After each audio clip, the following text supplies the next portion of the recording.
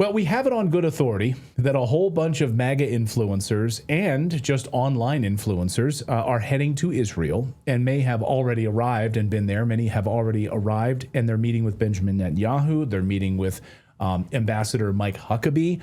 Here are just a few examples of that. Had a great meeting with U.S. Ambassador to Israel, Mike Huckabee, at the U.S. Embassy in Jerusalem. So all these guys get flown in. Who knows? I don't know if they paid their own way or not, or if the U.S. State Department or somebody else footed the bill. I guess we'll have to find out from these influencers. I'm sure they'll tell us who footed the bill for this. But we've seen the videos. I mean, here's some videos of sitting in a meeting room with the Ambassador of the United States, Mike Huckabee, talking to MAGA influencers. Watch. Truth you bring really helps out with everything. My question comes with I was reading your text message to President Trump in June, right before he decided to strike Iran. Can you talk about that text? I mean, that really hit home for me. Yeah, it really hit home for me. So you know what this means, right? They need the media propaganda to start preparing for phase 2 of the war. And right on cue, Foreign Policy magazine last night, the next Israel attack on Iran is coming faster than we anticipated, according to Foreign Policy magazine. It's always inevitable, but it appears already to be in the works, and it could happen before the end of August, according to the neocons in Washington, D.C. Here is that headline. The next Israel-Iran war is coming. And here I'm quoting now from this piece. Israel is likely to launch another war with Iran before December, perhaps even as early as late August. Iran is expecting and preparing for the attack. It played the long game in the first war, pacing its missile attacks as it anticipated a protracted conflict. In the next round, however, Iran is likely to strike decisively from the outset, aiming to dispel any notion that it can be subdued under Israeli military dominance. So basically saying, Iran's going to be really hit Israel hard. As a result, the coming war will likely be far bloodier than the first, they write.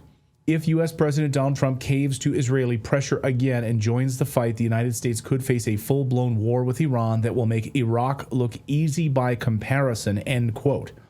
Okay, can we parse this out just a little bit? Number one, they're no longer using the excuse of a nuclear weapon, because if they do, that would look like the United States did not destroy it, and they can't pretend that the United States didn't destroy it. Someone in our chat room just before the show started, I was reading the comments, said exactly that exact point, which is, well, then what happened to the fact that we destroyed all this? If they're going to attack them, doesn't that make this whole point moot? Right, because in a minute we're going to show you a video by Netanyahu saying that Iran drew us in, forced us into a war. What he's saying is because we pretended they had nukes, so we went to strike them. Now they have to pretend that the United States destroyed those nukes, so they have no excuse now to start a war again. They're not even trying to give one. If you read this, it's just, we need to go and do it again. Now, why would they need this extra time? Because we know that Israel's Iron Dome was barraged by Iranian attacks, and they don't have the weapons yet. So ostensibly, it's because they have to wait for us to restock them. Otherwise, they would just go right now, because there's no good reason that we've been given, and we know that their weapons supplies are low. That's all. That's what we know for sure, right? Exactly. And by the way, I just want to point out that ostensibly is one of my favorite words. I love that word. Good use of that word, ostensibly. Thank you. Ostensibly, meanwhile, the genocidal demon Benjamin Netanyahu released a weird video message last night where he's like an actor using props. He released this video in English, by the way, with a pitcher of water in his hands. So why would he make a video in English when he literally was releasing the video for Iranians? Because this is all theater, of course, right? This video isn't for the Iranians, it's for us. It's for his benefactors in the United States. Benefactors is also another good word, right? His paymasters, those who are supplying weapons and money to these people and who provide all of it and make this happen. President Trump could stop it immediately if he wanted to. So here's this weird English video with a pitcher of water. Watch this acting.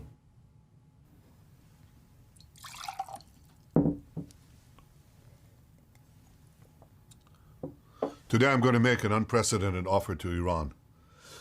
It relates to water. The Iranian people are victims of a cruel and tyrannical regime that denies them vital water. Israel stands with the people of Iran, and that is why I want to help save countless Iranian lives. Here's how.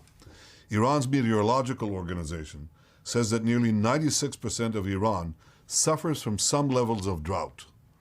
Issa Kalantari, a former Iranian agriculture minister, said that 50 million Iranians could be forced out of their homes due to environmental damage. 50 million. Millions of Iranian children are suffering due to mismanagement, to incompetence, and the theft of vital resources by the Iranian regime. Now, Israel also has water challenges.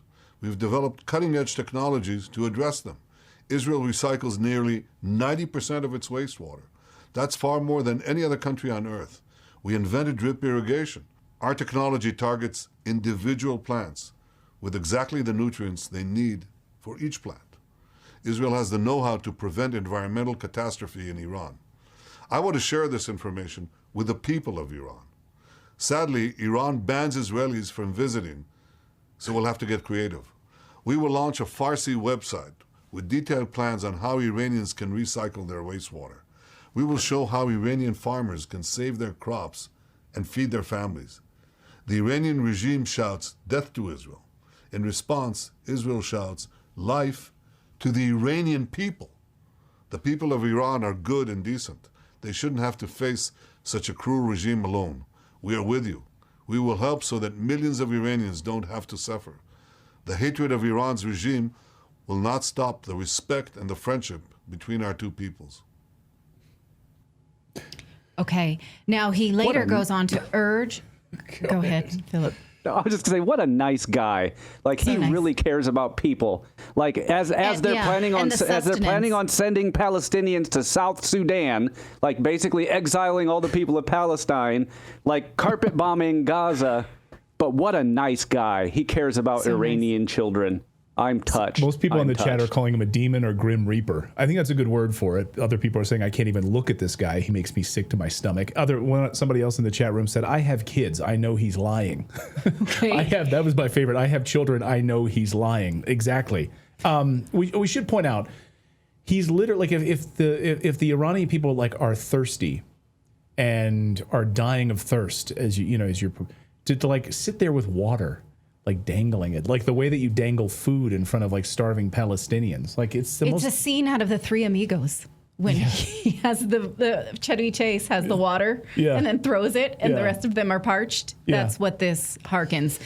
Let's be honest, most coffee gives you a quick hit that leaves you feeling jittery, foggy, reaching for another cup before lunch. But what if your coffee actually did something for your health? Rejuvenate Coffee is science-backed coffee. Real Arabica beans infused with CA-AKG, which is a compound shown to support cellular energy, metabolism, even healthy aging.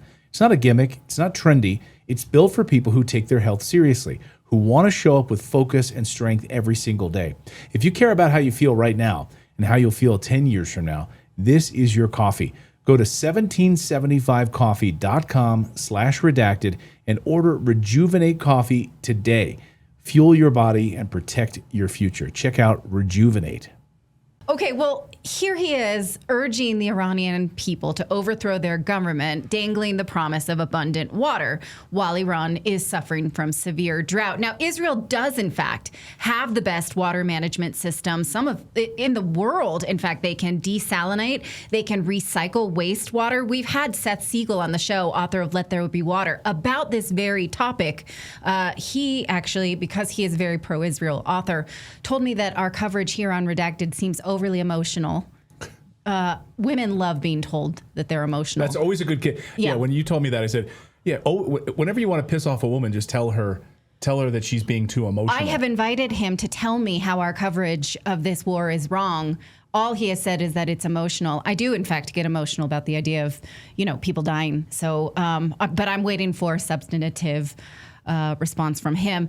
But what I want to ask you, even though we know that Israel does have this high technology and great systems to recycle water, I don't know about all great, because even in Israel, if it rains, you cannot collect the water. All water is public. Anyway, that aside, do we trust them, though, to provide water? Now, if the plight of the Palestinians are any indication of how that promise would go, I think Iranians might want to think twice. Leaving aside the treatment of Gaza, Israel has a long history of weaponizing drinking water in Palestinian territories, particularly the West Bank. Now, since 1967, Israel has maintained de facto military control over all water resources, making it nearly impossible for Palestinians to drill wells or even develop their own infrastructure without permits. The AP covered this just before October 7th, when it was still allowed to say this. After the 1967 occupation, Israel issued Military Order Number 92, which gave it military-appointed water officer complete control over all extraction, distribution, and infrastructure in the West Bank. Military Order Number 158 requires military approval for any water-related construction or repair, with permits regularly denied for Palestinians who apply. Together, these orders place all water resources under Israeli control and sharply restrict Palestinian access. That means that Israeli settlers who move in and take this land away, they have free access to water. They can have water because of their race. Palestinians cannot. It usually means that Israeli settlers consume upwards of 200 liters per person per day, while many Palestinians get between 40 and 70 liters, if that. So to be sure, Israel does have the technology to have clean water for populations, but their track record on distribution, that's another matter. So if you were an Iranian person watching this thinking, I would like to have better access to water, do you want it from these people? I'm going to leave you with that open-ended question. Here's a question. Pay attention to that yellow dome in Israel, the comments section. Thank you for your $5 super chat. If it goes down, then the alien invasion is greenlit for March 2026, according to Charles McNeil. So will they use that as sort of a blanket, excuse, all because the yellow dome? Right. Let's see. Yeah. A lot of other people saying worst thing you can do. The worst thing you can do is criticize a woman or talk about a woman point out the reason why she's mad. Don't do that. That's not a good idea. Calm down, Clayton. I wasn't given a reason. Again, he said, your coverage of Israel seems overly emotional. And I said, oh, okay, tell me where, I'd love to hear from you more. And that was where it ended. It's just. Sounds like he's overreacting a little bit. That it was emotional. Well, he clearly is emotional too. I think that, Redacted is a place where we don't cover fall fashion. So yeah, I'm emotional about that kind of stuff. Someone said, oh, you guys are too obsessed with Israel. No, we're not obsessed with Israel. But if you're going to launch a new war and it's going to involve the United States and thousands of people are going to die, then that is something that we should be covering here on this show. We've been pretty obsessed with Ukraine. Was that of any consequence? That was kind of something. We've been obsessed with Syria.